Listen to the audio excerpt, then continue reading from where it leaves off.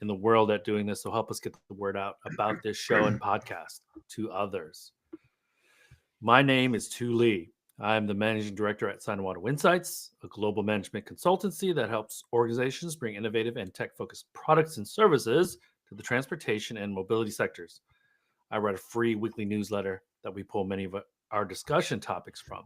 You can sign up for it at sinowatoinsights.substack.com, which of course I encourage you all to do. A local Beijing Lei Xing, can you please introduce yourself? A 1 week on the ground. Time flies. Lei. And good evening from Beijing. This is your co-host Lei Xing, former chief editor of China Auto Review, and this is episode number 191. 191. And a Friday the 13th Ooh. edition. And leading up to this ominous day was pretty much a disastrous, a uh, ugly second half of this past week, brought to you by Jidu and Jiyue. There's actually both actually names exist, and obviously many other events headlines. But I think this is worth probably talking first because it's still developing as we speak. Still, and Still I've developing.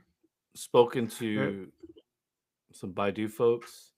They are also taking a lot of questions because they're a major investor, the only other investor really in GUS. So the fallout has broadened significantly from just those initial set of videos that were posted on Chinese social of Xia Yiping addressing his concerned employees, some of them now ex-employees. But Lei, you're on the ground.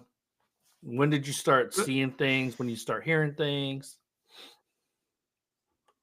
well, this is one of the things that's it was both surprising and not surprising. Not surprising, we knew that many of these newer brands are kind of on the chopping block, but it was surprising the way it happened so abruptly. Uh, and the high was the launch of the Robo X just less than a month ago Was it less than at a the month Guangzhou ago? Auto Show. Right?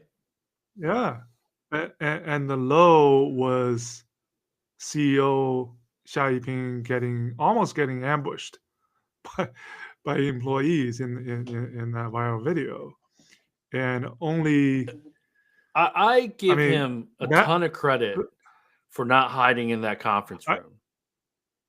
well he came out of that conference room, and I mean his I guess PR guys were trying to hold him back, and he's like, no, I got to go out and I got to talk. um, but let's rewind a little bit. Jidu, for those that may have not heard of this company, is a joint venture between Geely and Baidu, and this is considered it's a golden combination, right? We have Geely, the OG, the private automaker in China, and Baidu, the Google of China, one of the supposedly leading autonomous driving companies, AI companies, teaming up to form this brand only 3.5 years ago. One At the of same Geely, time, one of the only truly global Chinese automotive companies. yeah. And so this was a 55-45 joint venture between Baidu and Geely.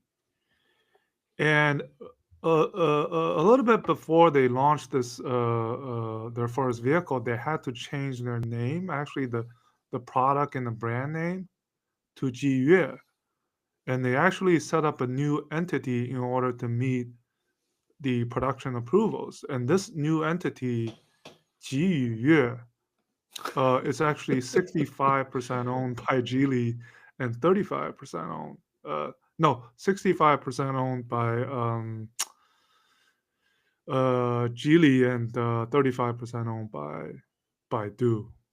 I may have gotten that reversed because it's so complicated, right? Geely always have this conglomerate, the most complicated companies, and they had only launched this O1 in October of 2023, so just a little bit over a year ago, and sales haven't been great. Early this year, it was only a few hundred a month, and only until the summertime when it got into the 2000s, 3000s, and then November, it dropped back into the 2000s. And then we had this debacle, this event happening right the 2 days when the Economic Working Conference was being held. And hence, I think this company it's becoming a national story. This Jiyue event, not only in the EV and the auto industry, because it happened in this economic work conference. And that economic work conference, the central theme was stability, people's livelihood. The Iron Bowl. So I think, yeah. And so I think Baidu and Geely, for a while, we were like, why are they not talking? Because they're the shareholders, they're the parent companies. And now they came out with this statement just this afternoon, basically saying they'll take care of the social security payment, the employees that have left, and they're still working on a solution. There's no concrete measures being put out yet, but I think at least from a PR perspective, parent companies, they are investors, they are shareholders. They have to put out a statement. So that's where we stand right now. In Lei, let me add a little color. To summarize succinctly, Baidu was bringing the brains, Geely was bringing the brawn, and it seemed like a pretty good collaboration. And it was clear that Geely wasn't really taking a driver's seat. They were really going to allow No. the Jiyue management team, who consists of Xiaoping and we have spoken with and spoken about many times Frank Wu, a friend of ours, and so and the products design seemed to be designed very well, but they were very techy. No physical buttons. Effectively, there might be a handful of physical buttons in the 01, and yeah, they just really didn't take off. And blame that on not connecting with the customers on social media, blame it on the price war, blame it on the competition. All of the above is true. And yeah, I'm actually very surprised that Baidu and Geely, being so prominent in the tech space in China and the automotive space, didn't really want to do more. Maybe this is one of those situations, Lei, where instead of these companies feeling that they should do everything for the startup, they didn't do enough. And one of the other things is GUS spread itself pretty thin. 140 retail locations in 40 cities. That's a lot to manage. And in November, when sales of passenger or NEVs was like 1.5 million units, they sold 2,500. So less than 0.01% or something like that. So yeah, you can't run successful companies if you're constantly that deep in the red. Now, none of these companies are really making money, But remember that uh, GUA is kind of like a Lucid, kind of like a Ribbon. They need these injections of capital. If they don't get it, then they don't have any further any longer lifelines. So Yeah, so you mentioned, we peel on the onions and we dive into some of the factors leading to this, and I think they're probably done. This demise. I think that this is one of the greatest demises of 2024 in the China smart EV sector. You mentioned about channels. Actually, that is one of the reasons I think they're lacking that footprint a bit compared to the others. Uh, it's still a relatively new brand, and hence, Zhou Xia was thrusted into doing this live streaming because that was one way to get the brand out. And little did he know that the amount of traffic that he got from this one event was more than some of all of his previous live streams of trying to sell the car. I think this channel is actually an issue. And the other rumor that was not confirmed was about the books, that they were somehow in the red, and I think it was Baidu wasn't willing, or Geely, because remember this collaboration, this partnership, Geely is acting essentially as a contract manufacturer, and yep. they have to pay Geely, and Geely is kind of like a supplier. So I would say Jiyue is more of a Baidu's baby than a Geely's baby. So Geely didn't want to. I mean, these were rumors. So, uh, and plus the because fact you because talked about the it, product, right? Uh, because let me add some detail to your statements here, Lay. Remember that Geely has Geometry, Lincoln Co., Zeekr, Geely brand, Lotus, uh, Polestar. Am I missing anything? The London Cab Company. They already Smart. have a portfolio Uh, of brands that they need to reconcile, manage, invest in, and build products for. So the last thing they need is another brand to be managed. And yes, we always have to remember how capital intensive the automotive space is, and they're reserving capacity at factories that uh, Geely factories. If that capacity or the sales don't come, that capacity is underutilized, which puts even more pressure on Geely, which puts even more pressure on the other brands for Geely to perform better. And so, to your point, yeah, I don't know if Geely was going to write a check, and I equate the Baidu and Jiyue as like a and Huawei with those SOEs. yeah, so Xiaomi, Huawei, Baidu's. Remember when the Jiyue brand was announced, when this was formed in March 2021? Guess what? Right at the same time, Xiaomi announced its entry into the EV. So this was looked at as Baidu's attempt into making an EV, and alongside Xiaomi's attempt into making an EV. But One Baidu had the help, very right? successful, seemingly, at least initially. Yeah, One we're seeing blow up. So yeah.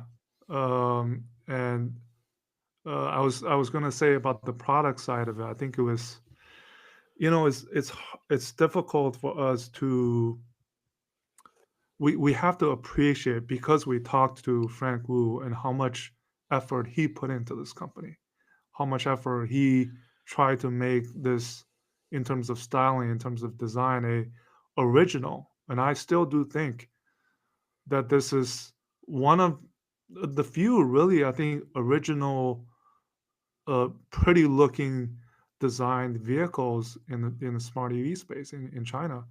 And for this to happen, I think is really sad that so much work has put into this, and to get to this point is really, you know, a bit sickening.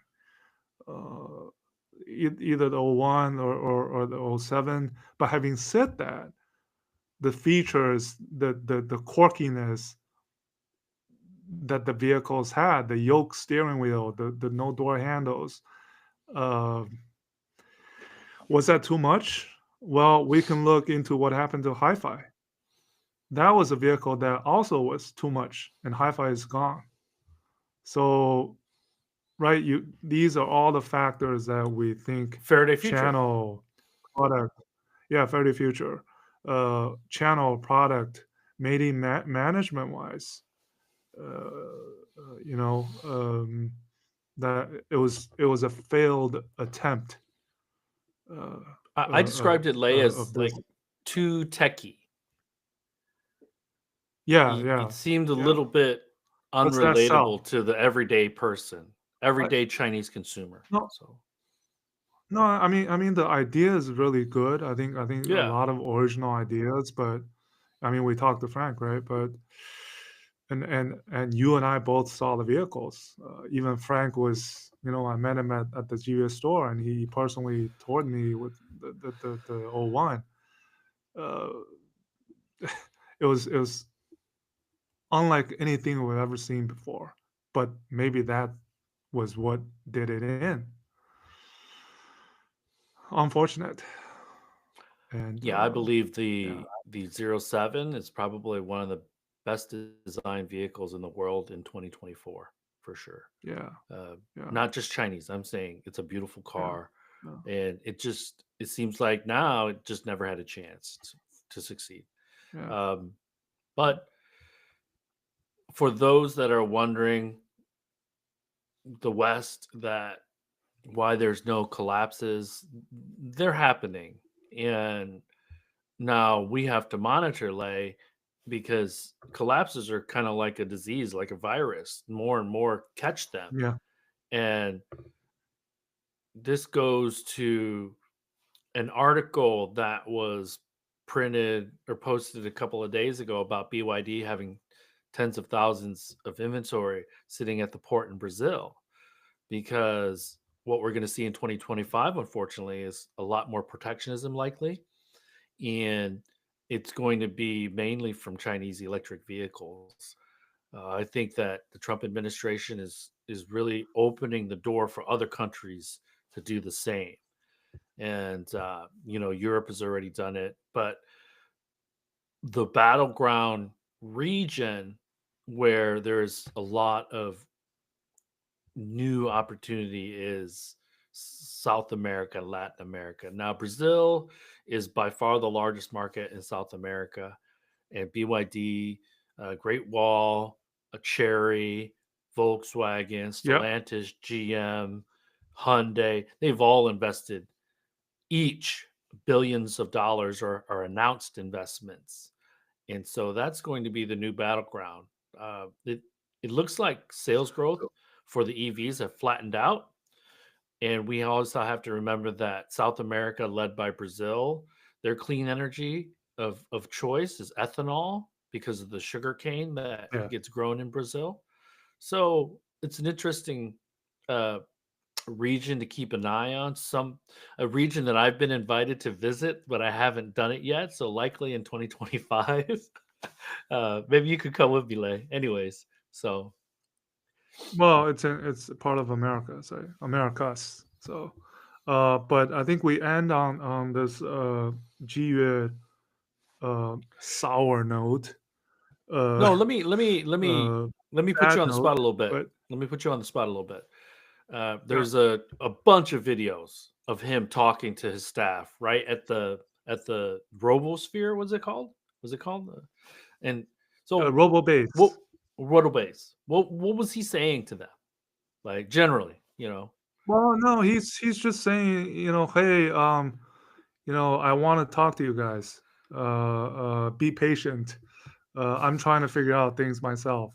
Things like that. But the employees, obviously, they're not. You know, they're asking why did this happen all of a sudden, and why about the stopping payment of Social Security. What's going to happen for the payment going forward? They want answers, and he didn't have answers. And right now, Yeah, as of this so moment, neither does Geely and Baidu. They don't have the specific answers. I'm going to try because I've heard some things, but nothing really made sense. So I'm gonna, and I'm sure you will as well, Lay. Something triggered this, so I'm gonna try to get to the bottom of it. Yeah, Uh, yeah. Whether it was that rumor about the books, about their losing them in the red and not having enough cash flow to support the company going forward. One of the parent companies got pissed. Right, these are all thrown out there. But I was gonna say that we end on this GWIT by saying that I was at.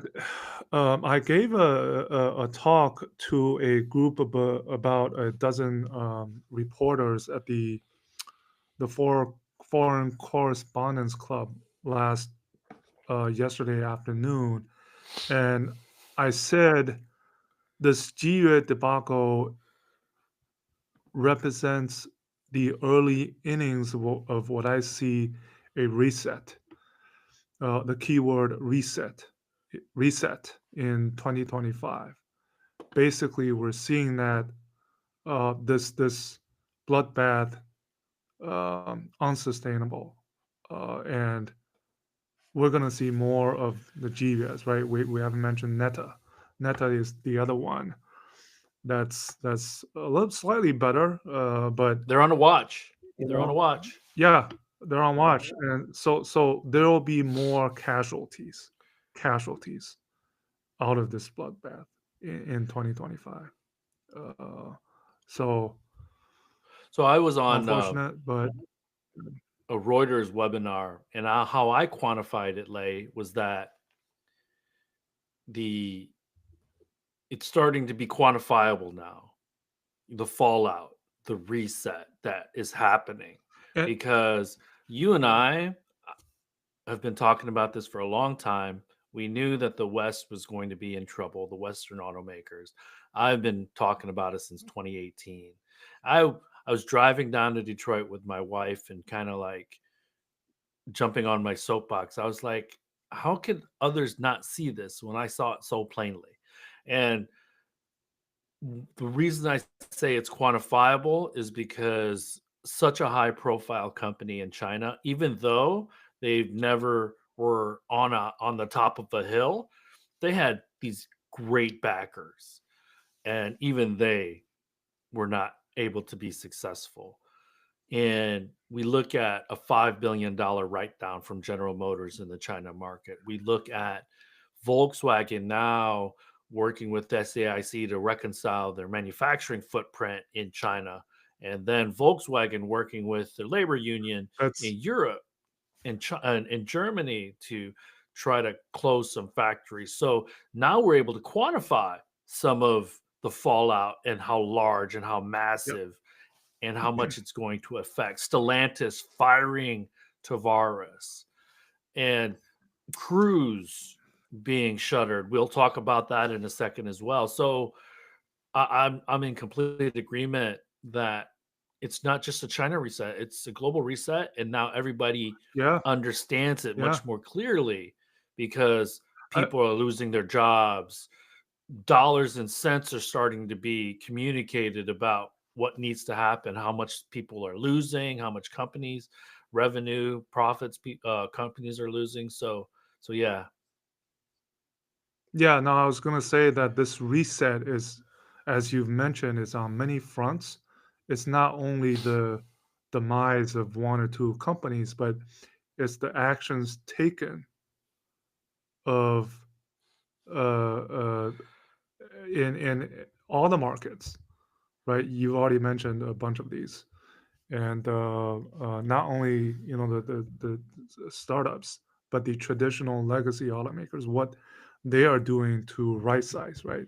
The word we use is right size, to be profitable, to you know, and like a cruise, something that didn't make business sense, then let's cut it off. Volkswagen, if we need to shut plants, we shut plants, and it looks like they can't get around that in Europe, in Germany, and GM, right? Shanghai GM, that's obviously in play, um, reducing capacity. And if we look at the sales charts that I often keep track of, it's starting to become a thing where the strong gets stronger. Because when you see that chart, when you see that bar increasing at the top, uh, and the rest of the players, 七月, I mean, you can't survive selling 14,000 units in 11 months when others are selling 14,000 units in a week, right? That's just, And what should be pointed out, Lei, is that BYD, they're non-discriminatory. They're going to put Western legacies out of business, and they're going to put Chinese EV yeah, companies out of business. you know, yeah, yeah. Interesting thing was Oliver Blume, Volkswagen Group CEO, was at the celebrations of. He gave a talk, right? He gave a talk at the Tongji University because he's an That's his alumni. alma mater. Yeah, alma mater, yeah. And there's two new things he mentioned that we haven't seen him mention before. One is he mentioned BYD. He said that their long term is to be on par with the BYD in the Chinese market. I think he's talking about total volume. Uh, I'm not sure about that. But the other thing he mentioned was this new 10-point plan for the Chinese market. That was, I think, the first time that was mentioned. So I think Volkswagen is just trying to show commitment, while at the same time doing what it needs to do. You know, be cost competitive. I think that was his one of his points, and catching up on the smart EV side as they have been doing. That process is ongoing, with 2026 being that first year of offensive. So next year, as you Which is a lifetime away. uh, 2026 is a lifetime wow, away. not too far away. We're only a few weeks, couple of weeks to till 2025. So we can say 2026 is next year. Yeah, in like So 3 not weeks too we far can away. officially say that. We can officially say that. You're right. Yeah, Hey, yeah. that's But one of the things I but appreciate about but you, here's Lei. You always look at the glasses half but full. here's yeah, but here's where I think I may be a little bit different, because you are a little bit more harsh on the Volkswagens, and I think when I talk about that reset, is that there will be foreign brands and foreign automakers that make it until well into the next decade, and not all of them will. But at the same time, there will also be the strong Chinese brands, and the weaker ones that'll have to become like a G-Ware, right? They become relevant. Um, I I do think the Chinese will dominate, but I think there's still a chance for the foreign automakers, and the joint ventures, they will still play a role, um, into the 2030s. I don't think it's a winner Chinese winner take all. Yeah, Yeah, I don't. and Let me be clear. Tesla, You know, right? I'm tough. I'm So, tough on the legacies, but uh, they they'll be in existence. They're just not going to be as big, and they're not going to have as many brands, and they're not going to control the markets like they used to. Um, right, you know, right. I think BYD. is well on its way to becoming Toyota. And I don't see a clear cut brand in China yet. I see the Xpungs and the Neos making significant moves to try to be the Hyundai, or not the Honda, but the Honda to buy BYD's Toyota. I still don't see clear cut moves that would allow the second or third brand. Now we could say Geely, but Geely is kind of a conglomerate of brands, and I think Geely is going to also have to shutter, one or two or three brands. Stellantis, Volkswagen Group being the other major automakers that will likely shutter some brands. GM is probably going to have Chevy leave the China market, focus more on uh, Buick and Cadillac. And so, I I'm not saying the Volkswagen Group is going to die. Yeah. Let me be clear on that. But yeah, I do think there's going to be uh, a presence for them in Europe and South America, smaller in North America. But man, they're not going to be the top player, the top sales guy in 10 years from now. Let me assure you of that. Yeah. And actually, Ben in yesterday his face to face with the media, he actually mentioned about BYD already becoming in the future um, one of the top 10 global automakers. Well, they're number five. So, uh, and Man, yeah, we've been talking about some of and this stuff. So go ahead. Neo notes. Let's move on to no, Neo notes. just yeah, just to add that these reset also includes not only the cross industry consolidation, but within companies. So you mentioned Geely, right? That process has already started. Zeekr, Lincoln Go, right? Some of the Well, internal it's brands, how confusing. they're being integrated. Lincoln Co and Zeekr, that's confusing as hell. So Yeah, I think eventually they become one. You know, and Geely is kind of mum on like it seems like they couldn't care less what happens to Jiwei because Jiwei felt like a pilot uh, because Geely already have so much on their plate, and it's kind of bad for Baidu. So it felt like they just needed a brand to fill their factory with capacity, with orders. That's what it felt like. yeah, yeah. Um, All Neo right. notes. What did you hear from Li Bin's press event? It, I mean, this is ahead of.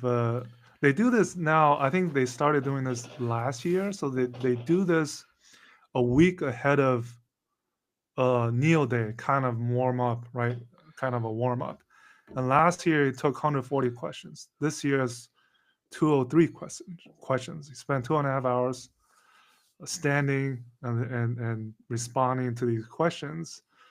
Uh, it felt like he was confident, really confident about the two targets he has communicated, which is doubling sales 2025 and hitting profitability in 2026. And he was really confident that with now the Firefly brand, the three brands in play, it seems that um, for him, he can't think why they cannot get to that 440, 450,000 units in 2025 and profitability.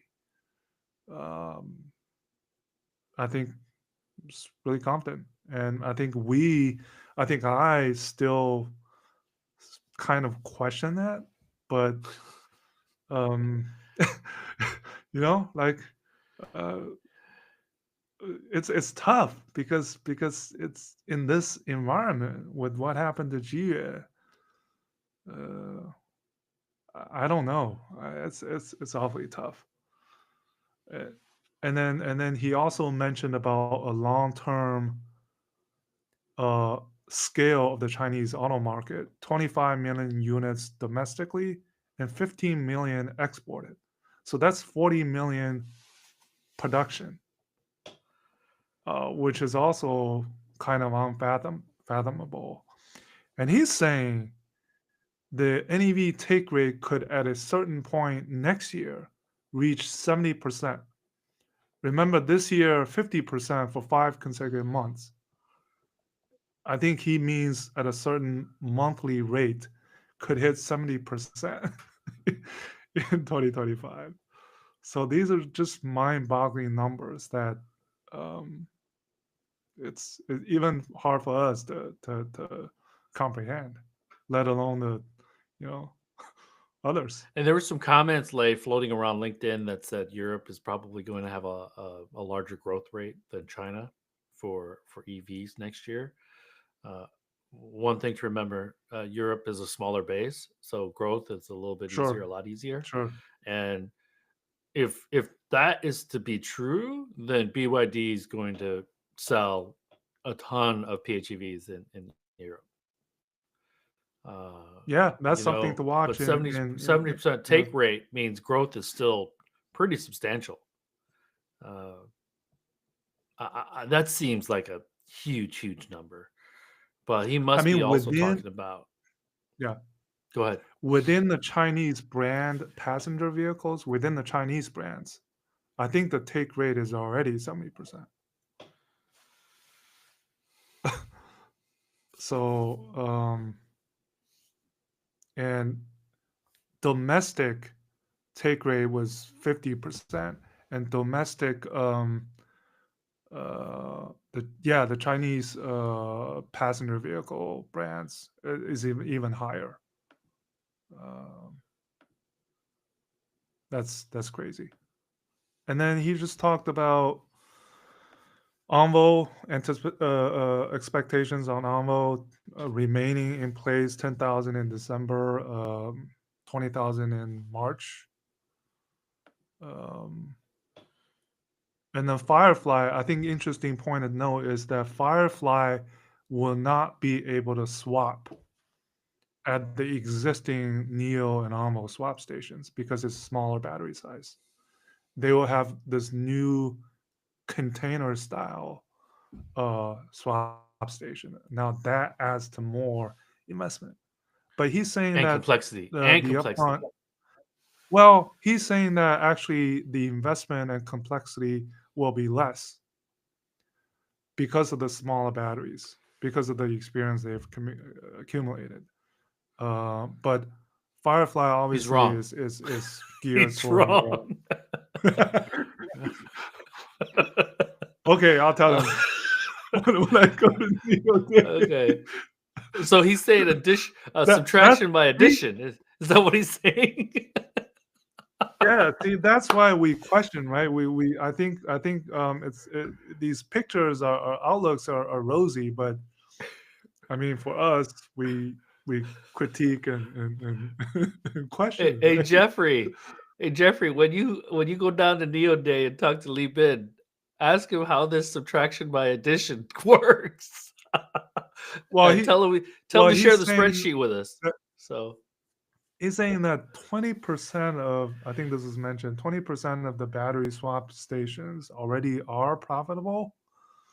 Uh, so, uh, and also, I think in the next short term, what happens with these battery swap Pengyo, the battery swap partners? mm, I think he mentioned that one vehicle model is already doing winter testing from one of the OEM swap partners.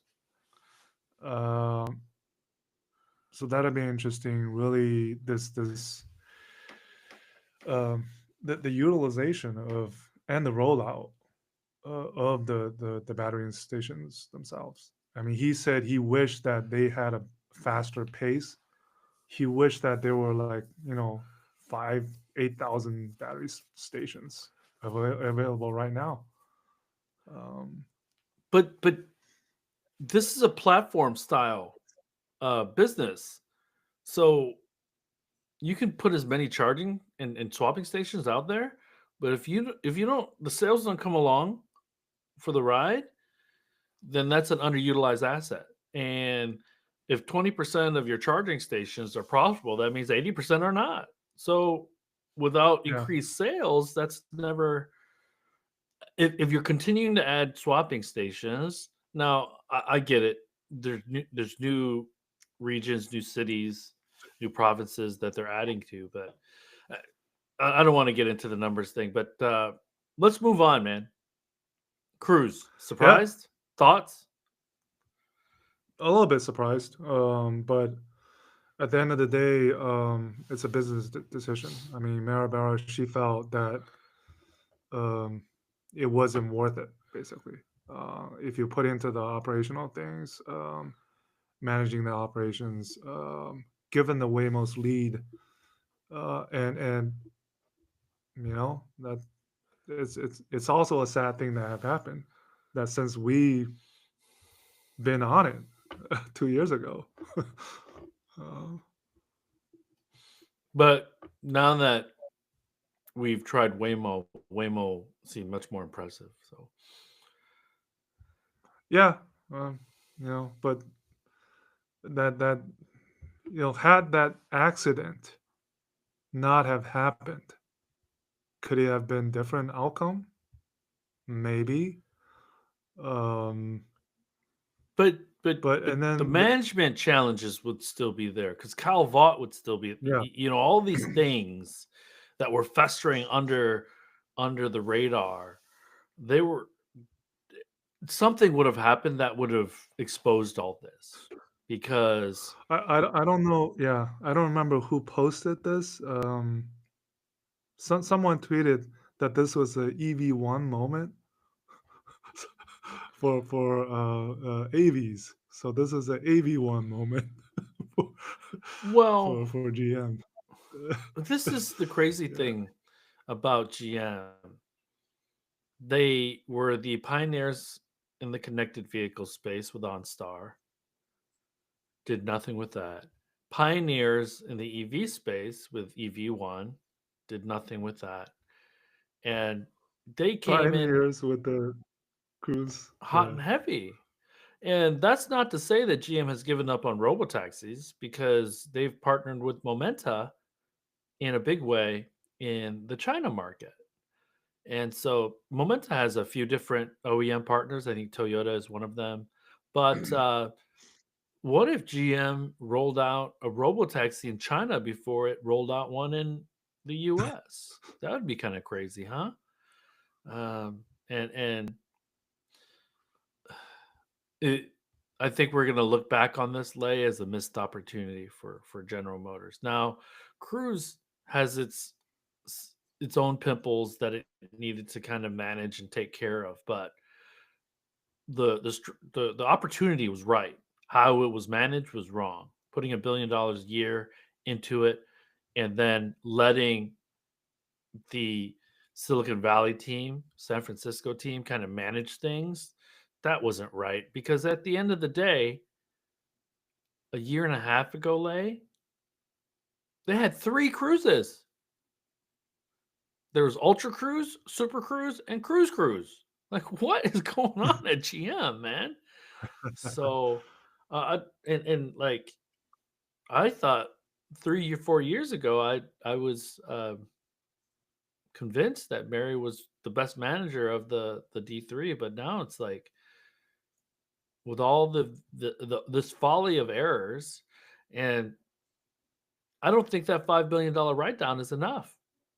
So in Hmm. China, but I digress. Uh, I think look, looking back, yeah, go ahead. looking back over on Mary's career, I think she's always been swift with some of the decisions, right? Pulling out of Europe, um, you No, they did a know, Stellantis, Lay. They didn't uh, pull out of Europe because they yeah. entered France again with Cadillac. Well, yeah, well, sure. But the more interesting thing is, in my opinion, the PAV, the personal autonomous vehicle that she talked about, that this could be something, this is where she's leaning toward Tesla, that these vehicles you can drive on your own, uh, but they could also become your own robo taxis in level 4 mode. I think this was what she was hinting at. And that's something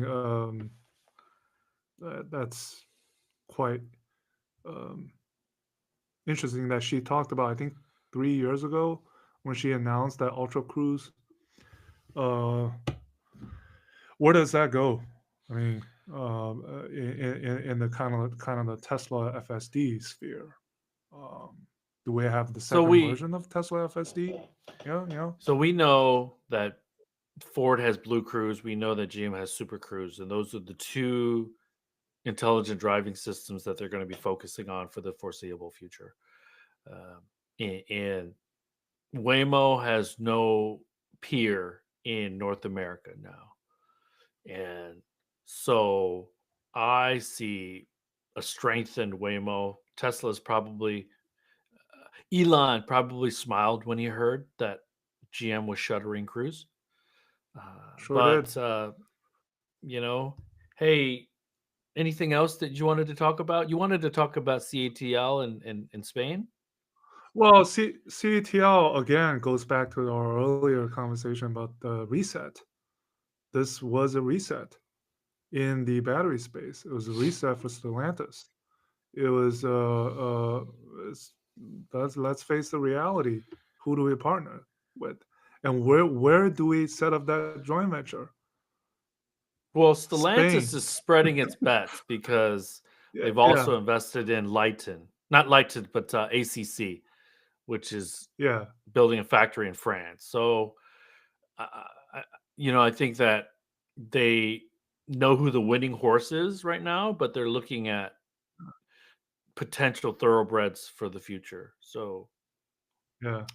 No, I was saying Spain, right? Spain. I think Spain did not vote for the tariff, right?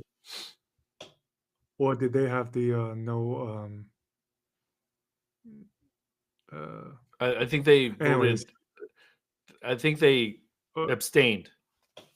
abstain. Yeah, that's the word I was looking for. But again, right? You're seeing this play out. These this European automakers having to depend on the Chinese, and now Stellantis, right? Two, CATL and Leapmotor. Well, interesting where that Leapmotor could go because Tavares is out. I'm sure whoever is the new CEO, they'll have to look at that and you know what happens there.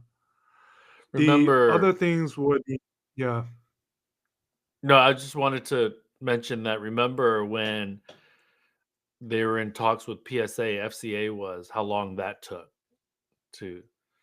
So hopefully the Stellantis board understands that they need to put leadership in quickly to figure out what to do with their investment in Leap Motor and how they're going to share technology if they're going to do that, if the new CEO even wants to do that.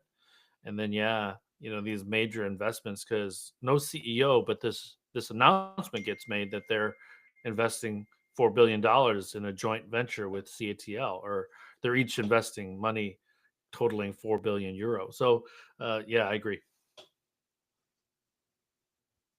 yeah, and then again, reset. Mercedes, Nissan, their top China management changed starting next year. Hyundai, Beijing Hyundai, they injected an additional $1 billion into the joint venture, right? Um, Interesting times as we head, into this post JV Smart EV era dominated by the Chinese, and we're looking at these changes and moves. Um, and interesting, the Mercedes new guy for China, he was the product czar. I think he's the one, Oliver Thone. He's the one that already planned out products out into the 2030. It'll be interesting to see what happens there in the Chinese market. Hey, so Lay, let's open it up.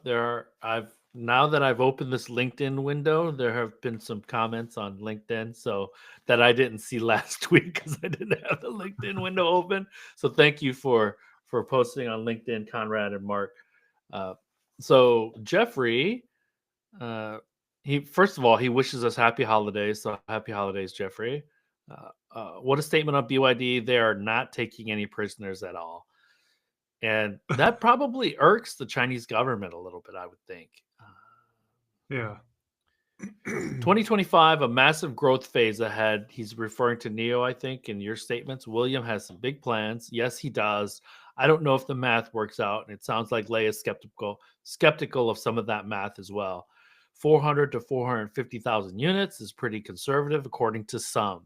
Jeffrey, I'm sure that's pretty conservative to you, or at least you're hoping that Well, that 400 to 450 I is think conservative. even Li Ben he mentioned that was kind of conservative, given the plan, given the brands, given the product plans of what they have in store. Counter that though, Lei, with He Xiaopeng during AI Day saying that the price war is going to continue through 2025. So the economists that Li Ben and He Xiaopeng have must not agree on certain foundational numbers. So, Jeffrey, I hope you don't have to sell a kidney. I think you're going to be okay. Maybe you just have to eat some cheap ramen in Guangzhou for the next year and a half. Remember, a NIO capital investment at Alton uses container style swap batteries. Yes, but Alton is like not doing anything.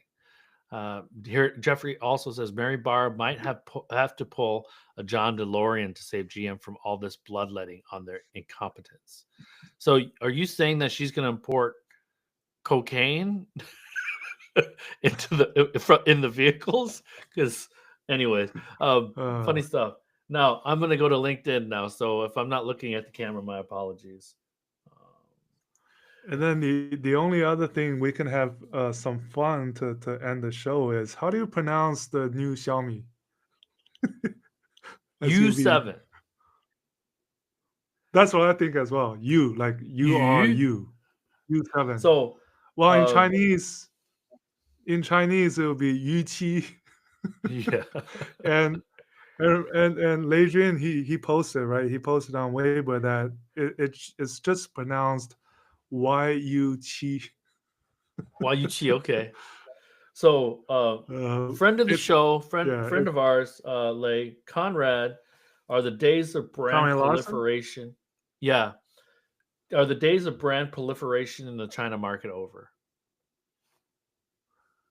Brand proliferation meaning this brand movement? I think any new brands and being successful, well, I guess. We have remember, I think it was GAC Group that signed that new deal with Huawei that was rumored to have a new brand. I think so. I think we're at the end of this brand movement, especially given this Firefly is the newest one that'll be announced.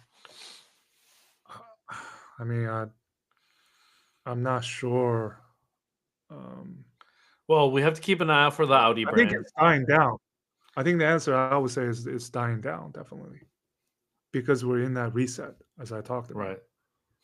Reset now, phase. There could be new transportation companies that pop up, like an Uber, like a Didi kind of thing, like services.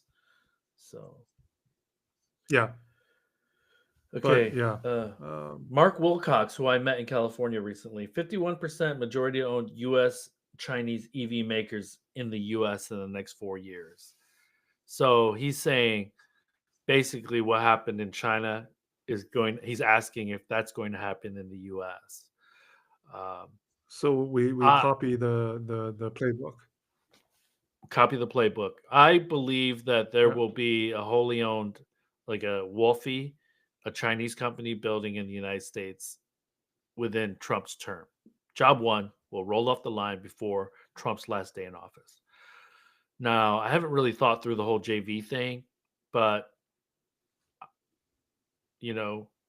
that seems logical, especially because Stellantis and Volkswagen already own huge stakes in Chinese companies. Now, will they support them in building in the United States or North America? That remains to be seen. But I guess my Well, I guess the yeah. question, I'll amend that question. Like, do you see one of the D2 creating a JV with a Chinese company in the US in the next 4 years?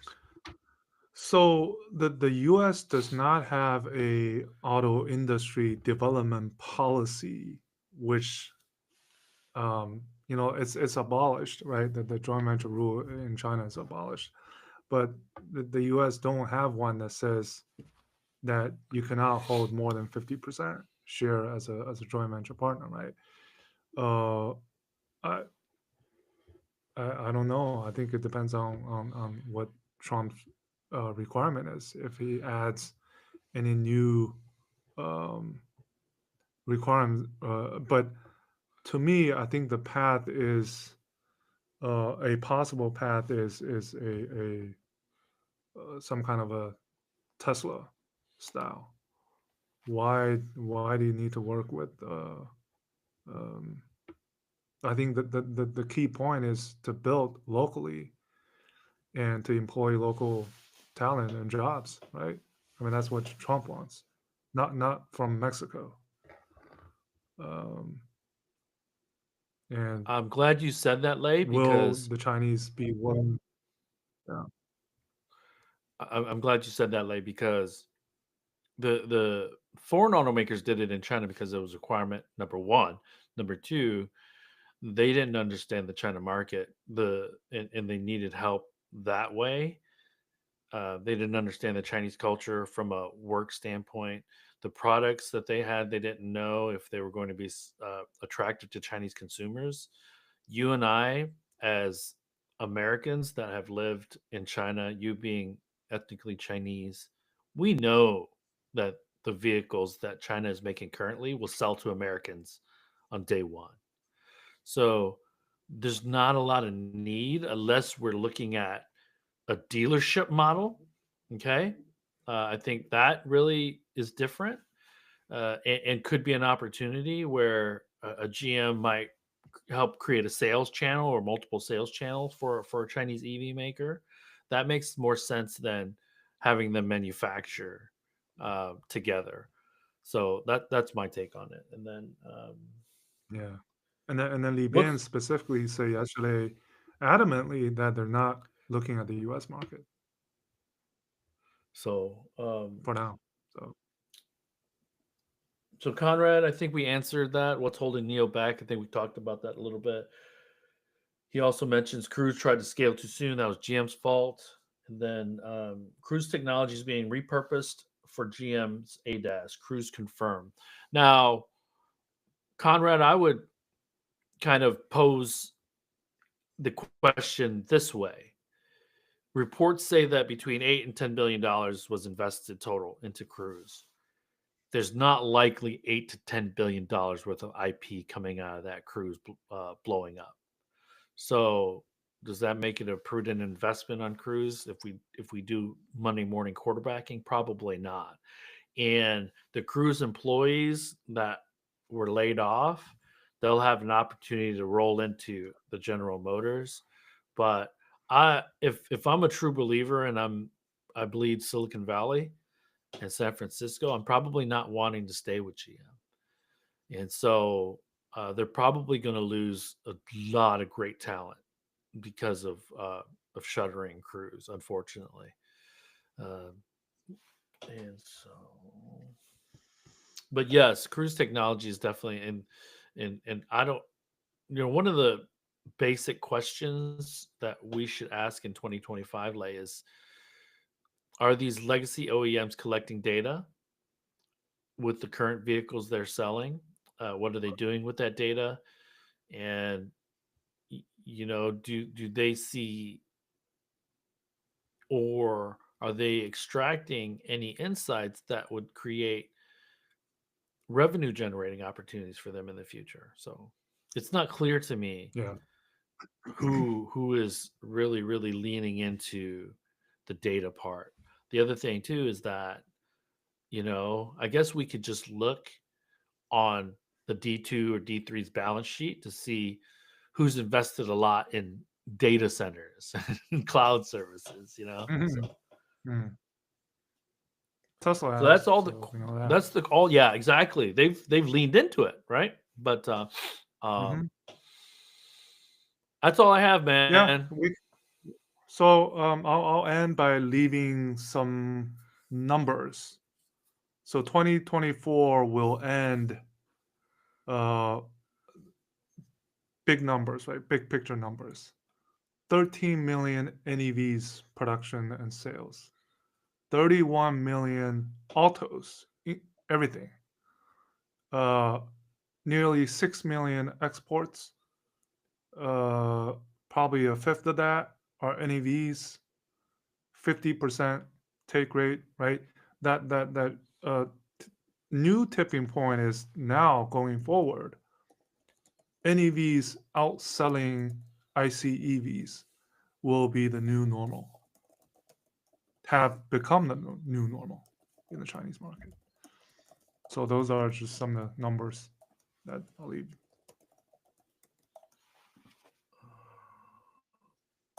Sorry. Yep. I was looking at a Yeah. Car News China, and they were like, Mm-hmm. currently there's 27.5 million units of production so far through November, which is is a crazy, crazy number. Now, you and I know that rule of thumb, right? If whatever sales are or production to a lesser extent, double that, and that's capacity. So 60 million capacity, man. and it's only going to get this is But where you and I have to keep track on the China side of what the government's going to do because it's it, the protectionism is not going to go away in 2025. What are they going to do with all that capacity? So we're likely to see some more factory closings in 2025, not just from the foreign automakers trying to right size themselves in the China market, but there's probably going to be some high profile SOEs that have to close factories too. So that's my guess. and, and especially given the wording of this economic work conference about stabilizing the the social environment, people's livelihood, uh, that'll be interesting to watch. And the last thing I'll say about the GUA and the videos on social media, a lot of those folks had never been laid off, had never lost a job. Uh, Now more and more of them are starting to understand what an economic downturn is. But let's say 3 or 4 years ago, pre-COVID, if you were 35 years or younger, you've only seen the economy grow in your lifetime. And so you're super optimistic about everything. And people like you and me, Lay, as Americans, we've seen ups and downs all over the place, housing market, job market. And so our minds are kind of trained to be able to manage those ups and downs and still survive. Whereas for a lot of younger Chinese people, this is a completely new thing. And so you see the frustration and exasperation and the fear. You hear the fear in these people's voices. And so this is where Yeah. it is very sad, because I don't want anyone in the United States to get laid off. So, and that goes for China as well, because you and I still have a lot of dear friends in China and Asia. So I just wanted to be clear on that so people understand that this is very new to a lot of people in China. So Yeah. everyone, thanks for joining us as always. Good morning, good afternoon, good evening. We will see and you'll hear from us next week. And yeah, and we'll think about there's 2 more Fridays to go, I think, in December. maybe So that we'll means we have have an one show episode on that. because I'm gonna take the last Well, week of December off. So yeah, maybe we'll do a recap or something. You know, yeah. top 10 So news or so do we take off next week or the week after? uh, So maybe whatever. this is well, everyone. We will see you and we can talk I, about this offline, Lay. yeah, yeah, yeah.